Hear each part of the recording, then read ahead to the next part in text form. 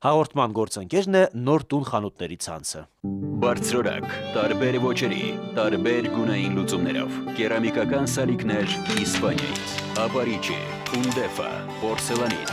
գարո, այս ամենը եւ ոչ միայն։ Նոր տուն խանութների ցանց։ Բարի երեկո, մենք կրկին հրապարակում ենք։ Ինչպես հիշում եք, մեր նախանցյալ հաղորդման ժամանակ մենք քննարկում էինք ազատության խնդիրը։ Այժմ մենք քննարկելու ենք այդ հայտնի ազատություն, հավասարություն, եղբայրություն երրորդության երկրորդ տարը հավասարությունը։ Դրա համար կանչել ենք հարգված հյուրերի, հարգելի հյուրերի, որոնց ձեզ հիմա կներկայացնեմ։ Պարոն Ռուբեն Թովմասյանը, Հայաստանի Կոմունիստական կուսակցության կենտրոնական կոմիտեի առաջին քարտուղար։ Շնորհակալություն, Շանթ Հարությունյան, Համակարգական շարժման նախաձեռնող։ Շնորհակալություն, Հրանտ Տեր-Աբրահամյանը, հրապարակախոս եւ մշակութաբան Վարդան Ջալոյան։ Շնորհակալություն։ Ես առաջին հարցս ուզում եմ ուղղել ձեզ, պարոն Թովմասյան։ Դուք ի տարբերություն շատ այլ խմբավորումների կոմունիստական ուղղվածության համարում եք ձեզ Լենինյան պլատֆորմից չհրաժարված ուժի ղեկավար։ Եվ մենք հիշում ենք, որ սովետական միության ժամանակ հավասարությունը այդ գաղափարական արսենալի ամենակարևոր մասերից մեկն էր։ Արդյոք հավասարությունը իրական նշանակություն ուներ սովետական միության տարիներին, թե դա պարզապես մի խաբկանք էր գաղափարական։ Իրեք, ես զարմանում եմ, որ այդպիսի հարց է տրվում մի մարդու, որը որ ապրել է եւ արարել է, ինչպես ասում են, սովետական կարգերի ժամանակ, որի աչքերի առաջ ծաղկել է մեր երկիրը, Հայաստանի Հանրապետությունը, որի աչքի առաջ եւ այդ կուսակցության ղեկավարությամբ երկրի 90%-անոց անգրագիտությունից հասել է մինչև բացարձակ գրագետ երկրի, մի երկիր, որը անգրագիտությունից հետո ստեղծել է ամբողջությամբ գիտությունների ակադեմիա, մի երկիր, որը մշակութային հիանալի օջախներ եւ մշակույթի զարգացում, մի երկիր, որը զրոյական արտոնաբերությունից հասել է մինչև զարգացած արտոնաբերական երկրի, մի երկիր, որտեղ խրճիթներից, ձեթի ճրակից, նավթի ճրակից հասել է մինչև ատոմակայան, եւ այս բոլորը համաժողովրդական այս հարստության մեջ։ Իհարկե դա համարվում է ժողովրդի հարստություն, եւ այդտեղ օգտագործել խաբկանք բառը դա երբեք նշանակություն չունի։ Արժե զրկված բառ է դա, որովհետեւ այսօր դուք չեք կարող ցույց տալ Երևանում մի բնակելի շենք, որը նախասովետական կառույց է։ Այսօր դուք չեք կարող ցույց տալ մի այնպիսի հնարավոր երևույթներ, որոնք որ սովետական տարիներին կոմունիստական կուսակցությունը ուշադրություն չի դարձրել, որ բնակավար ուզում եք վերցրեք։ Մենք մեր հետնորդներին թողել ենք շուրջ 44 միլիարդ ռուբլու հարստություն, չհաշված բնակմակերեսներ, կառուցված մայրաքաղաք, հիանալի քաղաքներ, հիանալի շրջաններ, եւ այս բոլորը հետագայում թալանվեց վերջին 18 տարիներում։ Պարոն Թովմասյան, հարցը կապված էր հավասարության ապահովման հետ։ Եվ հենց դա եմ ես ասում, հավասարության մասին եմ ասում։ Հավասարությունը նրանում էր, որ մարդը կարող էր դառնալ իր երկրի տերը։ Հավասարություն ես հասկանում եմ նա, որ բոլորս ունենք աշխատանքի իրավունք։ Հավասարություն համարում եմ նա, որ բոլորս ունենք կրթական իրավունք։ Հավասարություն համարում եմ նա, որ ազգային ժողովի եւ մյուս ընտրություններում ներկայացվում է բոլոր խավերը երկրի։ Սա է հավասարությունը։ Դուք չեք կարող այսօր ցույց տալ մի հասարակ մարդու տղայի, որը կարող այսօր ղեկավարել սովետական միության նման հզոր պետությունը,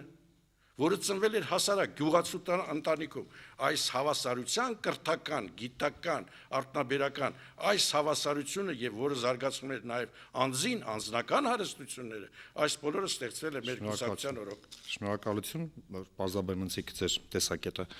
Հրանտ, կարող եմ մի կարճ ռեպլիկով ուղղակի փորձեմ պատասխանել։ խնդրեմ, հետո ես ձեզ հարց կտամ։ Այո, ես շատ կարճ կլինեմ։ Պարոն Թովմասյանը եւ շատ ճիշտ բաներ է ասում։ Իսկական այն փաստերը, որ նա բերում է, գուցե դժվար է հերքել, բայց կա եւ մյուս կողմը, այդ մյուս կողմը եկեք չմոռանանք։ Երբ որ դուք ասում եք, այ այսպիսի երկիր էր, ակադեմիա բացվեց եւ այլն, իհարկե բացվեց, բայց եթե այդ երկիրը փլուզվեց, եկեք մտածենք, ուրեմն ինչ որ բան այդ երկրի ներսում այնպես չէր, որ բերեց փլուզման, այսինքն միայն արտաքին պատճառները չէին։ Եվ տեսնենք նույն հավասարության խնդրում, դուք ասում եք աշխատանքի իրավունք, դուք ասում եք առաջադիմության իրավունք, այո, բայց օրինակ ես իմ համար պատկերացնում սովետական միությունում կյանքը, ես այդտեղ իմ համար հավասարություն չեմ տեսնում, օրինակ ինֆորմացիա ստանալու բնագավառում չես տեսնում ազատ խոսքի բնագավառում եւ այլն։ Սա թվում է թե երկրորդական խնդիր է, բայց սա շատ կարեւոր խնդիր է, որովհետեւ երբ որ ես ասում եմ ներքին պատճառները փլուզման, դրա պատճառներից մեկը այն է, որ այդ համակարգը ինչ որ մի ժամանակաշրջանից սկսված հակադրության մեջ մտավ իր ինտելեկտուալ խավի հետ, որը չի կարող առանց ազատ խոսքի, առանց ինֆորմացիայի ազատության, ուրեմն նորմալ գոյություն ունենալ։ Եվ ինձ հետաքրքիր էր, որովհետև այստեղ ներկայացվեց որպես Լենինյան պլատֆորմ։ Ինչա հետաքրքիր է, դա ինչ է նշանակում, որովհետև իմ կարծիքով հենց այդ սովետական միության մեջ այդ process-ները գնացին, որոնք բերեցին հետագայում փլուզմանը, հենց ինչ որտեղի հակադրություն Լենինյան պլատֆորմի։ Հա, ու եթե մենք կարդանք, ես չգիտեմ, ես շատ եմ ուզում մեկ շփվել մեր այսօրվա կոմունիստների հետ, ես չգիտեմ, իրանք արդյոք ժամանակակից արևմտյան մարքսիստական գրականությունը կարդում են։ Ասենք այսօրվա օրով ինչ է նշանակում Լենինյան պլատֆորմ, դա մեռած բան չի, դա այսօր էլ այդ միտքը արևմուտքում գնում է, ասենք կա Սլավո Ժիժեկի գիրքը, ոնց էր 13 փորձեր Լենինի մասին։ Կոնֆերենցիա կազմակերպեց։ Հա, կա Ալեն Բադրյուի գրքերը, կան Ալտրուսերի գրքերը, այդ մարքսիստական ուղղությունը շարունակում է, շատ կուզենայի, որ Հայաստանում էլ դա ներկայացված լիներ նաև այդ մակարդակով։ Գիտեք, մի վարքանք ես կուզեի, որ մենք հնարավորություն տանք։ Հարցը մի քիչ պետք է անմիջապես պատասխանել, որպեսզի ես ներողություն եմ խնդրում իմ ընկերներին։ Խնդրեմ։ Դուք մոռանում եք, ես ձեզ ուշադրությամբ կարդում եմ մամուլում։ Դուք չմտածեք, որ ես ձեզ չեմ կարդում եւ շնորհակալ եմ, բավականին լուրջ վերլուծություններ եմ կարդում, որը մարդու համար նշանակություն ունի։ Բայց դուք մոռանում եք, որ մեր կուսակցության ստեղծման օրվանից այդ նույն արևմուտքը միլիարդներ էր դնում, որպեսզի այս երկիրը քայքայի։ Մենք ոչ մի տարի հանգիստ չենք ունեցել, նույնիսկ ամենախաղաղ պայմաններում։ Էլ չեմ ասում 41-ից 45 թվականի պատերազմներ, որ ամբողջ ուժով ուզում էին խեղդեին սովետական միությունը, ամբողջ արևմուտքը եւ իմպերիալիզմը, որ այսօր մենք փառաբանում ենք եւ այլը, որ ամեն րոպե մեզ խեղդում է, ուղղակի մեր ստեղծված 1903 թվականից սկսած մինչև այսօր այս պահը, որ մենք այստեղ նստած ենք, կռվում է սովետների դեմ։ Ինչ վերաբերում է Լենինյան պլատֆորմին։ Իսկ ով է ասում, որ այսօրվա Հայաստանի կոմունիստները ուշադիր չեն արտասահմանյան բոլորի։ Այդ արտասահմանյան բոլոր գրականությունը վերցվում է էլի մարքսիզմ-լենինիզմից, ուղղակի ձևափոխելով, հարմարացնելով իրենց համակարգին։ Իսկ այսօրվա համակարգը Հայաստանում ոչ մի բան չի կարող մտածել գնալու այն ճանապարհով, ինչ ճանապարհով Հայաստանը զարգացել է։ Սովետական Հայաստանում, սովետական միությունում համրել էր աշխատանք ստանում, խուլնել էր աշխատանք ստանում, կույրն էր աշխատանք ստանում, տնային տնտեսությունն էլ իր տանը աշխատանք, որը տանում է հարստացման, որը տանում է ապրելակերպի բարելավման, իսկ հիմա մասսայական գործազրկություն։ Շանթ, դուք գիրք եք գրել Աստվածների վերադարձը, որը ես հետաքրքրությամբ կարդացի, պետք է ասեմ։ Հիմա շատ է խոսում գաղափարական վակուումի մասին, որ վեկտորներ չկան զարգացման եւ այլն։ Դա երևի մի փորձ էր հենց այս ազատություն, հավասարություն, եղբայրություն այդ երրորդության մեջ գտնել ինչ-որ լուծումներ ժողովրդի համար։ Խնդրեմ։ Հա, բայց ճիշտ ասած ուզեմ ես իմ դժգոհությունը հայտնեմ, ինչև այդ հարցին պատասխանել։ Եստեղ եկել եմ այն իմաստով, այն մտքով, որ ասենք պետքա հավասարության, եղբայրության այդ արժեքների մասին խոսանք, ոչ թե որևէ մեռած կայսրության մասին քննարկենք լավներ թե վատներ։ Դա պատմությունը իր գնահատականը տվել է, որ դա արդեն մեռած նրա մեռածությունը ցույց է տալիս նրա ասենք պատմական վերաբերմունքը ներկան է մեռած մեր ժողովրդի պատմությունից այս 18 տարի մեռած ես եթե պետքա ստեղ միակողմանի դնեք մի հատ ասենք իմ ժողովրդի ասենք անկախ երկրում ապրելով հանդերձ գովերքեն գաղութատիրական ինչ որ կարգերը ես կթողեմ ստեից կգնամ եթե խոսում ենք կներեք ես խոսում եմ եթե չէ կամ էլ ես կսկսեմ ենք նես խոսալ ոչ մեկին չեմ թողի ստեղ խոսան կասեմ ովքեր անկախության դեմ են խոսում որպես դավաճան թող հեռանան անկախության դեմ երբ բոլորից կախված ենք ես կոչ եմ անում բոլորից ենք կախված բոլորից կախված են։ Ես կներեք մի հատ էլ թողիկ ավարտեմ։ Երբ որ խոսում ենք շենքերի մասին, դա հավասարության հետ կապ չունի։ Օրինակ Ամերիկայում կարանք Ամերիկայի գաղութը լենք, շենքերը լեն ոչ թե 16 հարկանի, ոնց որ սովետում էր, լեն 116 հարկանի, բայց դա ինչ կապ ունի։ Եթե մենք կարանք հայմատության մեջ դնենք, հզոր երկրները, անկախ իրանց սոցիալական, ասենք կոմունիստական են, թե կապիտալիստական են, հզոր երկրները ավելի հարուստ ու ավելի բարեկեցիկ են իրանց քաղաքացիների կյանքը ապահովել։ Դե սոցիալիզմը կամ կապիտալիզմը կապ չունի։ Կապ ունի ուղղակի այստեղ ուրիշ բան, գաղափարական սկզբունքը, որ ամեն հասարակություն, ամեն էթնոս, ամեն ազգ, որ որպես հասարակություն ինքը իր պատկերացումներն է ձևավորում հավասարության մասին, եղբայրության մասին, ազգության մասին, եւ դա որքան առաջադիմական է, այնքան այդ ժողովուրդը շահում է, բարենպաստ իր համար կյանք է ստեղծում։ Երբ որ ֆրանսիական հեղափոխությունը այդ արժեքներով տեղի ունեցավ, այդ բան Մարքսը ծնված չէր, ել չեմ ասում Լենինը, եւ ընդհանրապես այդ արժեքները Քրիստոսից է սկսվել։ Քրիստոսը ինքը երբ որ քարոզել է, քրիստոնեական վարդապետությունն է վերել այդ արժեքները, եւ դրա մի տարբերակը իմիջիալոց այդ Լենինյան կոմունիստական տարբերակը չի համարվում Լենինյան ազատություն, հավասարություն, եղբայրություն, դա համարվում է մյունցերականություն, այն ուղղությունը, որը Թոմաս Մյունցերն է քարոզել, գերմանացի Թոմաս Մյունցերը, հետագայում դրա ժառանգորդն եղել եւ Էնգելսն ու Մարքսը եւ Լենինը, բայց կա նաեւ մի ուրիշ ուղղություն, որը կալվինականությունն է քարոզել, Էդ էլ Եվրոպայում այսօր կերտվել եւ կա մեկ ուրիշը, որը քարոզվել է, ասենք Միացյալ Նահանգներում, ունես որ մենք պետքա խոսենք այդ հասկացությունների մասին, որպես հայ ժողովրդի ներկայացուցիչներ, Հայաստանի պետության քաղաքացիներ, որ ինչպես ենք մենք ուզում դա լինի, թե խոսանք, որ երկրում դա ոնց է կերտվել։ Հիմա մեզ ինչ ասենք ոնց է կերտվել։ Ցարական Ռուսաստանում էլ իմիջիալոց մեր ժողովուրդը, որ ասում եք գրագիտություն կամ անգրագիտություն, դա սովետի օրոք չէր։ Ցարական Ռուսաստանը, որ գրավեց Հայաստանը, ծխական դպրոցների հիմքը դրեց Հայաստանում, որպես ռուսական կայսրության կրթական համակարգ։ Հիմա ասենք ինչ ցարական Ռուսաստանը ավելի լավն է, քան կոմունիստական Ռուսաստանը։ Բայց մեզ պետք է չհետաքրքրի դա։ Հարցը տարել եք ուրիշտեղ, լրիվ ուրիշ վեճի մեջ եք տարել։ Պարոն Հարությունյան, ես հասկանում եմ շանտ ձեր մտահոգությունը, ես կոչ եմ անում բոլոր կողմերին, այսուհետ մենք քննարկում ենք մեր ներկան եւ ապագան։ Անցյալի մասին վեճերը թողենք այլ առիթների։ Ոչ մեկը նպատակ չունի ինչ որ ավելնորդ բաներ ասելու։ Դուք տեղափոխեցիք Լենինյան դաշտ, ես ստիպված էի պահպանել այն կարծիքը, որ ինձ մոտ նստած է։ Ես նորից եմ կրկնում։ Հայաստանը, եթե վերցնում ենք 3000 տարվա պատմություն, հապա այդ 70 տարիները եղել են այդ մեր Հայաստանի, որի զավակներից ոչ վատ ես եմ, որի եղերնի շարավիղներից մեկը ես եմ, եւ այնպես որ պետք չի այդպես զայրույթով խոսել, ես կրկնում եմ, մեր ժողովրդի պատմության մեջ այդ 70 տարիները եղել են նրա զարգացման մեծ թռիչքը։ Եվ հավասարության ընդհանուր ասեք, անցնենք առաջ, բոլոր փուլերն էլ ունենում են ինչ-որ զարգացման թռիչք։ 1828 թվին, երբ որ Ռուսաստանը Կովկասը վերցրեց, 1828 թվից մինչև 1917 թիվն էլ մարդիկ որ խոսում էին, ասում էին ամենալավագույն ժամանակաշրջանն եղել։ Բա պարզա ավելի հետամնաց տիրապետության տակ ենք եղել, հիմա ավելի հաջորդը ավելի առաջադիմական է։ Հիմա պատկերացրեք, որ ամերիկացիները մի օր մեզ գաղութ դարձնեին ու նորից եմ կրկնում, եւ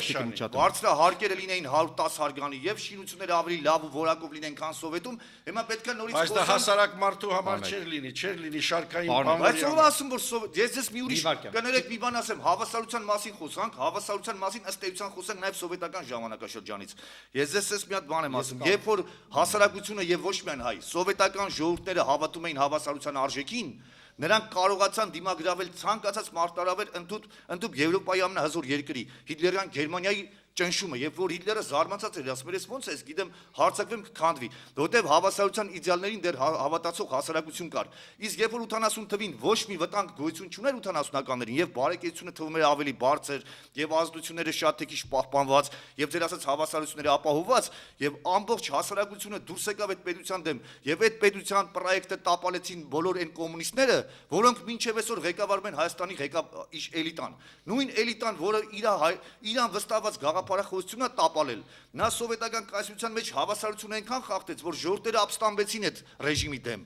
Ու այդ նույն տապալած էլիտային այսօր վստահվել է անկախ Հայաստանում կերտելու լավ կյանք։ Դա ոնց կարա լինի։ Ամբողջը նայեք, ամբողջ էլիտան բացառությամբ մի քանի դեմքերի մնացած բոլորը կոմունիստական նոմենկլատուրայի հավասարության եղբայրության արժեքները տապալած, դավաճանած մարդիկ են, որ այսօր ձևավորել են Հայաստանի էլիտան։ Նրանք ոնց կարող են նոր լավ երկիր սարքել։ Սա են ձեր ժողովուրդն է բերել դրանց, մենք չենք ծնել։ Իսկ երբ որ դուք ասում եք, ապստամբած ժողովուրդն է բերել, հիմա այդ պատուղներն չի բերել,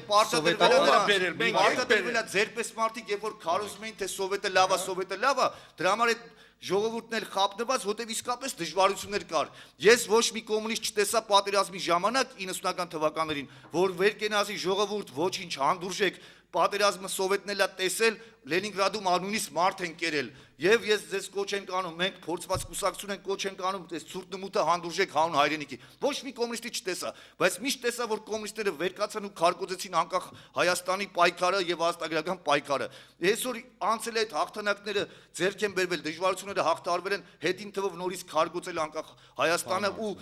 վայելել իշխանությունը։ Տեսեք էլիտայում բոլորը կոմունիստական նոմենկլատուրան է այսօր ներկայացված, որը եթե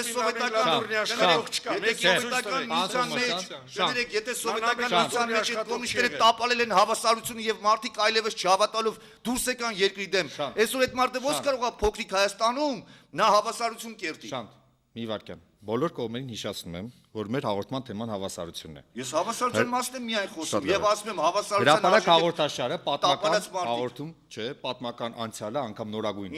մոտորությունն է, մենք չենք քննարկում։ Երկրորդը, մեր հաղորդաշարը ոչ կոմունիստական է, ոչ հակակոմունիստական։ Բայց ի՞նչ մասնակցում, իսկ մի ասեք դա, ես ինքս եմ դա։ Ես բոլոր կողմերին եմ կոչ անում։ Մենք ունենք մի հյուր, որ ընդհանրապես դեռ չի արտահայտվել։ Եվ եկեք հարգենք նաև իր իրավունքները եւ ինձ հնարավորություն տալ դիմել պարոն Ջալոյանին։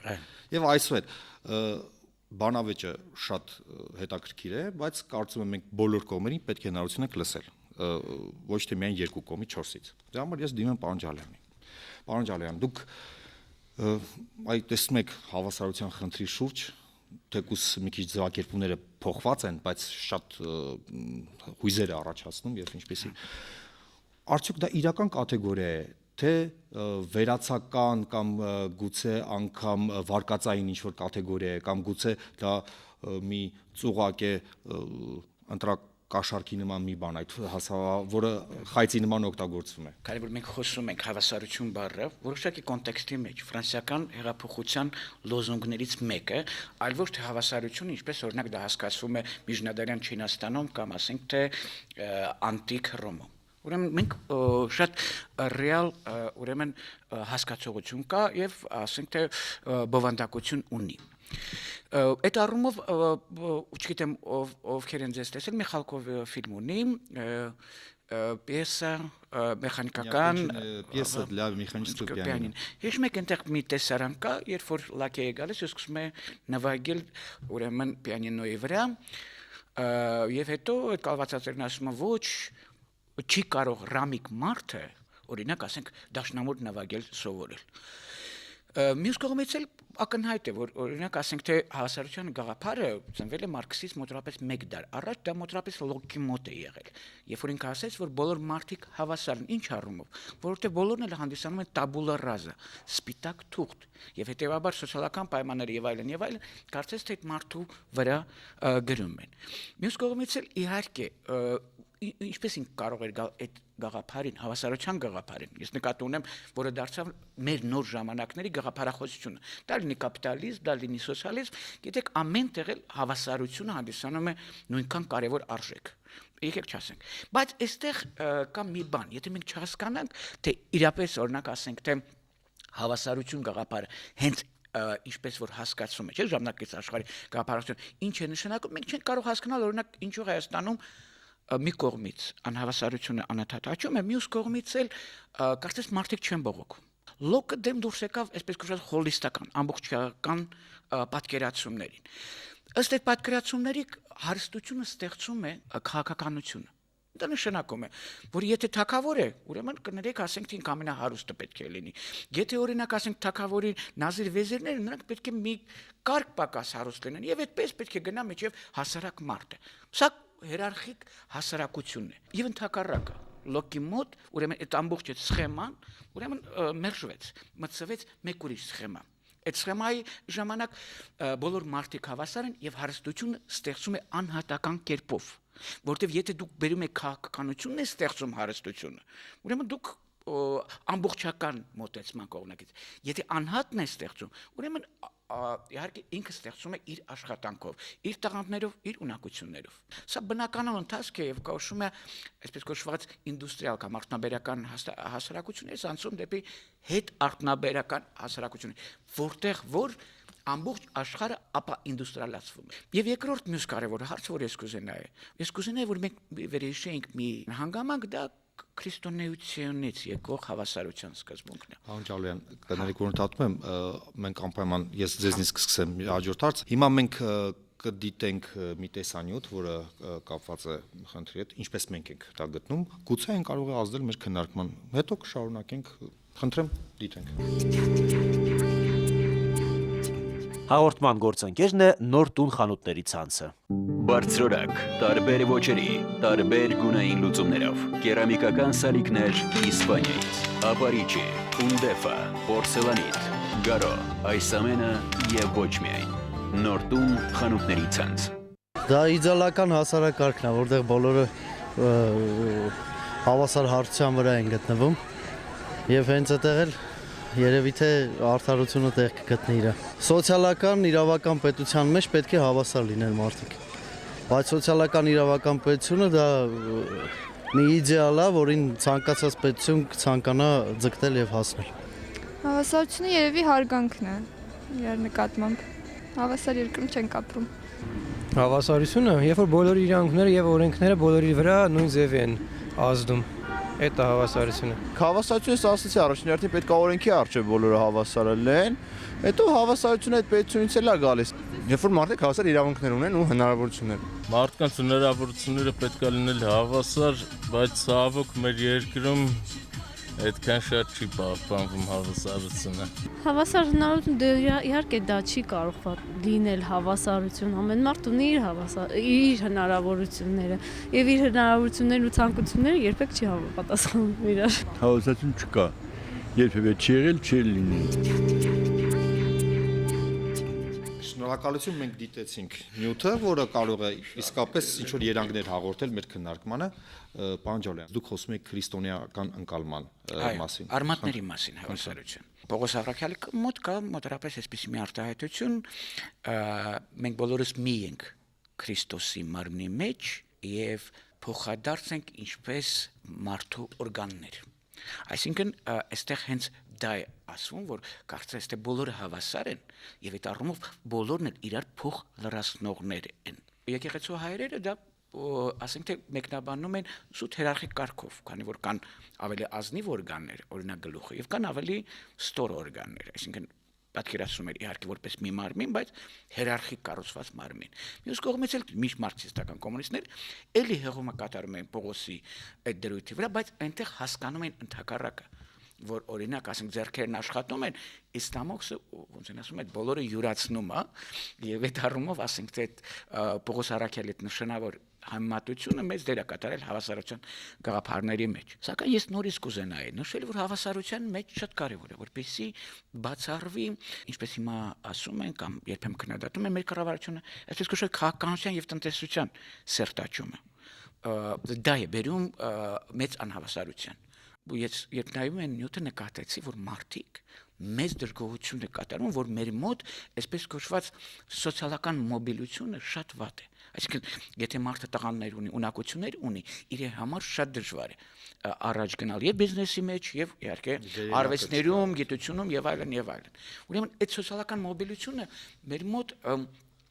ուրեմն հանդիսանում է կարևորագույն խնդիր եւ հույս ունենք, որ ասենք թե ով էլ ընտրվի նախագահ ուշադրություն կդարձնի, որ հարկավոր է որոշակի բաներ անել։ Բայց սոցիալական մոբիլության համար հարկավոր է շատ հետաքրքիր բան։ Գիտեք, ես ասացի, որ դա կապված է homo economicus, տնտեսական մարդու գաղափարի, որը լիակատար իհարկե իդեալական պատկերացումը ունեցավ Մարքսի մոտ։ Դա որ ամեն ինչը հիմնված է հաշվարկի եւ ճշգրտության վրա։ Ես ձեզ օրինակ բերեմ արևմտյան մարդու եւ ասենք թե հայաստանցի մարդու։ Օրինակ այնտեղ շատ տարածված է ինտելեկտի թեստերը, կա Օքսֆորդի ընդունակությունների թեստ, որ կիրառում են բոլոր դպրոցներում։ Այսինքն, չի կարող պատահել մարդ, որ կարևոր մարդու տղան է, բայց ինտելեկտը չի երիքում, որ ինքը կարողանա ասենք թե բարձրագույն ուսումնական հաստատություն ընդունվի։ Եվ եթե դու գիտես, որ քո ինտելեկտը բարձր է,